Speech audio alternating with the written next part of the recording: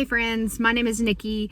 I'm a senior chaplain in the Department of Corrections, and I'm over the Newport complex, which is McPherson, which is a maximum security prison for women, and that also includes Grimes, which is a maximum security prison for men. So I was invited by my friend Amy to speak to you guys about the step that you're on this week. So Saltlife group, shout out, you're doing your thing, keep going. This step of all the steps, I think, is one of the hardest, because back in step 4, you were asked to make really a courageous inventory of yourself. And this step 8, which is what we're talking about today, really plays on that step. And this step 8, is for you to make a list of folks that you have harmed and make amends to them all. I think that's a really big thing. That's a very daunting task, but it is part of your recovery process. And I just want to say a few things to you about this step and encourage you a little bit. Now, for those of us who've lived in addiction, we have to understand that we do not make our mistakes. We do not sin in a vacuum, as in, our failures don't just affect us. They affect everyone around us. And we would like to think that our mistakes just harm us. But the reality is our mistakes harm everybody that our life touches. And when we do this inventory of the people that we've harmed and we set out to make amends, you have to understand that you have to go into it with the expectation needs to be on your end that all you're trying to do is prove what God has already started in your life. Now, when you go to people to make amends, you need to be willing to acknowledge that you're the one who did the harm.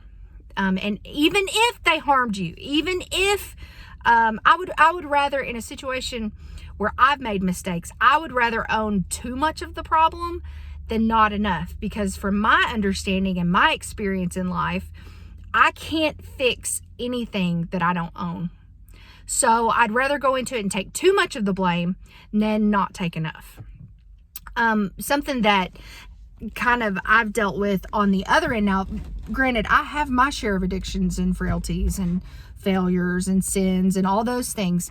And so I've been on the end where I've had to make amends, but I've also been on the end where I have been very harmed by someone that was very close to me.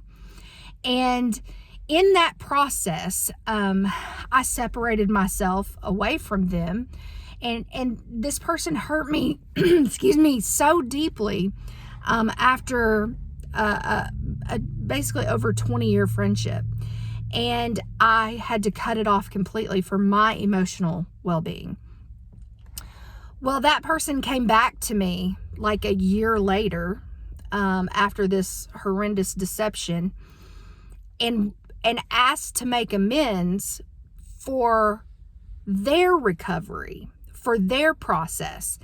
And I got to tell you, I found that very offensive, because I felt like a box they needed to check. Like, okay, well, I'm to this step and it says that I have to make amends to people I harmed, and I harmed you, and so I need to make amends to you. I don't think that's the spirit of the steps. And I didn't respond to that at all. I haven't responded it's almost a year and a half now. I don't want to feel like a box to check. So I'm just encouraging you, as someone who's been on both sides of that, if you're going to someone to make amends, don't make that person feel like it's all about you. Because while it is part of your recovery, it is also for their good and for their recovery. So please, when you approach people, don't make it about you. Make it about you owning the problem, but that they're not just on your to-do list, if that makes sense. That I found very, very manipulative. Like, I need this to complete my recovery. Like, I'm going to hold you back if I don't say, well, yeah, I forgive you, or whatever. And so the outcome of that for them didn't go so well, because I've still not responded. One thing I was thinking now, being on the other end of someone who's harmed others, I think this is such a huge step, because this is really what proves the sincerity of our, I don't know if you want to call it repentance, or our, coming to terms with ourselves, if whatever you want to call it. This is the walking it out part. This is where rubber meets the road. This is the hard part of recovery, where you have to go, oh, wow, I've really jacked up a lot of people's lives, not just my own. I've really messed with a lot of people. And in my addiction, I became a person that I am not proud of, and I hurt a lot of people along the way. And so when we acknowledge that, it's more than a I'm sorry. And it's for sure not an I'm sorry, but. Friends, if you apologize to someone and you say, I'm sorry I did this, but. If you say but in an apology, you have just negated the whole first part of your apology. Please don't say that.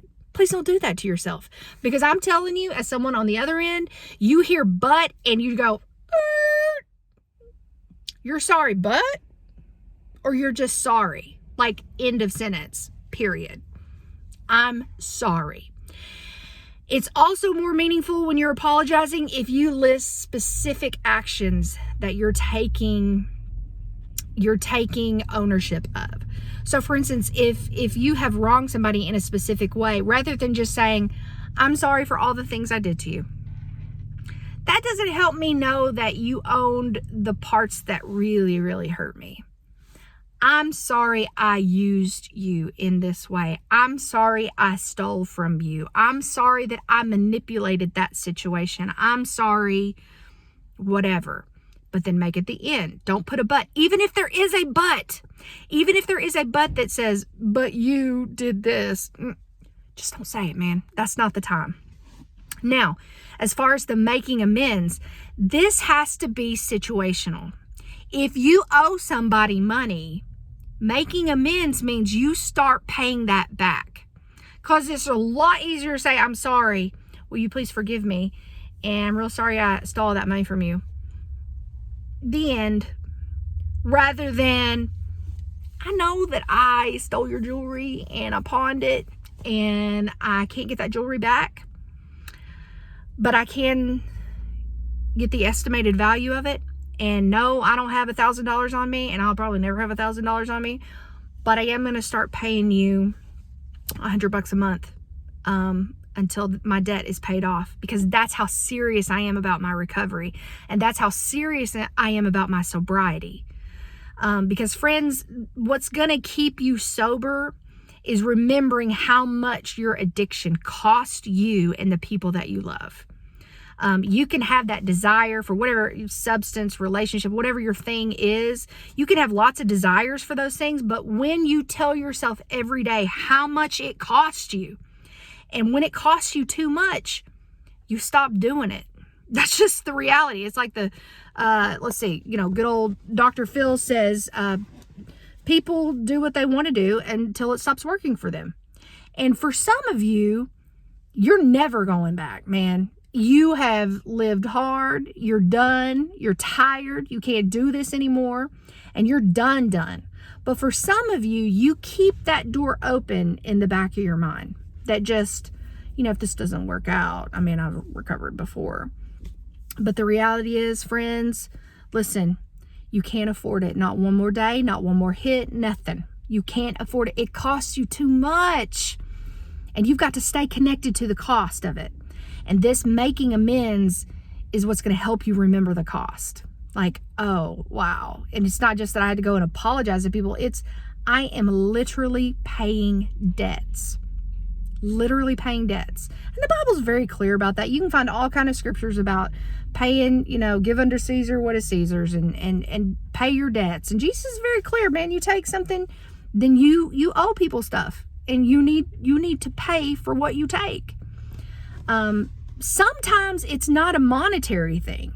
Sometimes you've just broken trust for so many years that you're going to come with an apology and how can I make amends, and they're not going to know what to tell you to do. Like, there's nothing you can do. This is also a hard part, and I see this with my guys and girls that get out all the time. They've been in prison 8 or 9 times for, possession or some, what I would think a piddly charge. They keep doing the same thing over and over, and they're always full of I'm sorry's, and they're always full of I'll never's again. And they come out of prison with an apology and think that everything's going to go back to normal. That's not the reality of anybody's life. Because I don't want to speak for everybody, because I know that apologies are meaningful to people, but I'm telling you, I'm one of those people, like, I don't want your sorry. I want to see it lived out. Like, you're sorry? Okay, great. Let's see what happens in the next 6 months. We'll see how sorry you really are. Because if you're really sorry, you're going to stop the behavior, right? I mean, everybody knows that. It's like if you and I are friends and I walk in and slap the snot out of your face. I mean, I just slap it. And I'm like, oh my gosh, I'm so sorry. I don't know what came over me. I was really triggered by something, blah, blah, blah, blah, blah. I'm so sorry. And you're like, okay, I can forgive you. And we go on along and an hour later, I slap you again. And I'm so sorry. And if you've ever been in an abusive relationship, you have probably lived this out, and everything's wonderful. And I'm so sorry. I'll never, and I can't believe that happened. I can't believe I let myself do that. And then I come back and I slap you again. Do you believe that I'm sorry? No, you don't believe I'm sorry, because I keep continuing in the behavior. So one of the things that y'all are going to have to understand is that some people are not going to accept your sorry until they see you live this out for a little while. It's going to take time. Don't be mad at that, man. Don't be mad when people expect you to live out what you've been saying for all these years. Accept it and own it. Now, one other thing I want to encourage you about or warn you about is that when you do these inventories, it can become a thing where you become sort of overwhelmed with shame. And I want to encourage you to know that shame is never from God. Ever. Jesus does not deal in shame. He does not work in shame. He does not shame you. In fact, again, you look up those scriptures. There is therefore no condemnation for those who are in Christ Jesus. That doesn't mean we don't make amends, but that's not shame about it. Because see, we have guilt. Guilt is feeling bad about what you've done. Okay? We don't live under guilt either. Shame is feeling bad about who you are. It's not just I've done something bad, it's I am bad.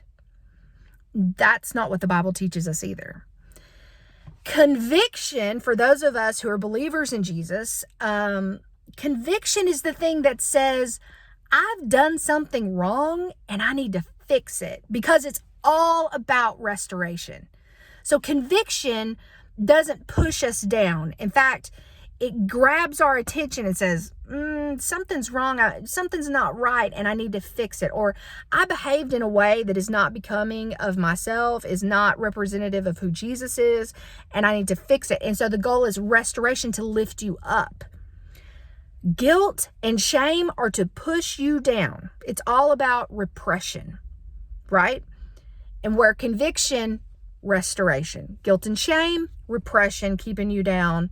Conviction, lifting you up and restoring you. Restoring you? Restoring you. Sorry. There's a lot of snow and I'm very tired. So you need to be the people who live this out. Live out this amendment. Making amends. Fixing it. And that is a long-term process. It's not going to be fixed overnight. So please don't be discouraged if your apology and your willingness to make amends is met with I don't think so. You are not in this. This is not a sprint, y'all. This is a marathon. We are in this for the long haul. This is not a short-term recovery. This is recovery lived out over days and months and years and decades. And soon you're going to get those little chips in your hot little hands, and you're going to have 90 days, and you're going to have a year, and you're going to have 5 years clean. And man, that's coming. You got to bear up under this hard part of admitting what you've done. Own it, man. And if people want to give you crap about it, I'm just going to be real honest with you. Please don't deny the stuff you've done. Again, you can't fix what you don't own. Own it. Well, you're a, druggie, you're a drunk, you're whatever. And that's when you don't argue, especially if you did it. You're nothing but a thief. Okay. This is your response to that. I have done some things in my addiction that I am not proud of. I acknowledge what I've done. I certainly was a drunk. I certainly was a druggie. I certainly was a junkie. I certainly was a thief. But Jesus. And that's where your story changes. Yeah, yes, I've done all those things. Yep, true. But Jesus. Because the enemy's going to throw that in your face too. You'll never be nothing. You'll never stay sober. Yes, those are some things that I've done. Number one, but Jesus. Number two, that's not who I am. Those are things I've done, and I'm not the sum total of my mistakes, just like you're not the sum total of your mistakes.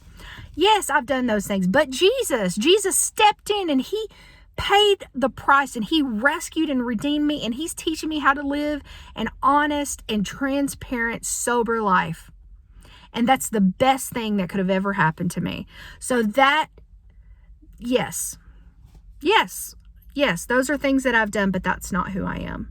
And I'm going to prove it out to you over the course of the next months, years, that Jesus has come and he's changed everything for me.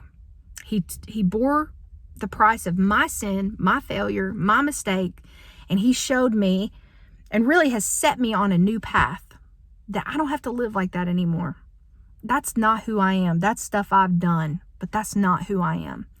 And because of Jesus, I'm doing things different, and I'll prove it to you. Friends, it's going to take time. It is going to take time to prove who you are now. And you'll have mistakes, and you'll have slip-ups, and you'll have reactions that you're not proud of. You're going to do some things. I'm not talking about relapses, although you may have some of those. My issue with folks is never, especially, in the world that I deal in, a girl that gets out and tells me, I get a lot of messages from former inmates and say, Chap, I got out. And some of them will say, I'm out, I'm doing great, I got my kids back. I love that. That's what I'm in this for. But I'll get a lot of messages too of, Chap, I got out and I got high again. And I think they're surprised with how I respond to that, because I'm always like, okay, what are you going to do now? I'm like, well, but didn't you hear me? I relapsed. Okay. I don't think I can change that. I don't think you can change that. So what do you do today? Start over. Start fresh. Remember what it cost you, man. Go back to them steps. Step 1, step 2, step 3. Friends, you're going to make mistakes. It doesn't mean a relapse necessarily, but you're going to make mistakes. I'm going to quote Brené Brown, who's my favorite. I've read all of her books. It's powerful stuff. She says, and I believe this, she says, I'm not here to be right. I'm here to get it right. And that's the thing. Own your mess ups. Own your mistakes. Seek to make amends to all the people that you've harmed. And when you're making these amends, remember, I wasn't right. I'm getting it right day by day. As the Holy Spirit leads you and convicts you about different things, remember, it's not to push you down and repress you. It is literally to lift you up and to teach you a better way to live an open, honest, transparent life that isn't about you, but is about serving Jesus. And you can't do that when you're messed up on substances or messed up in relationships you have no business being in. You got to get it right, man. It's time to get it right. I don't know about you, but I'm 40 and I have wasted too much time. Too much time. It's time to get serious about what's important. And it's time to get our business, our affairs in order so that we can be the people that we're supposed to be the parents we're supposed to be, the children, the siblings, the aunts, the uncles, and live a life of integrity. Maybe for the first time ever. It is possible. Recovery is possible, and it's yours if you want it. So go get that recovery. You can do this. Don't be discouraged. Even if you're met with I don't want your sorry, I don't want your amends, whatever, do it anyway. Do it anyway, because that's who you are now. Hey, listen, blessings to you, blessings in your recovery. Remember what it cost you and keep moving forward. You got this.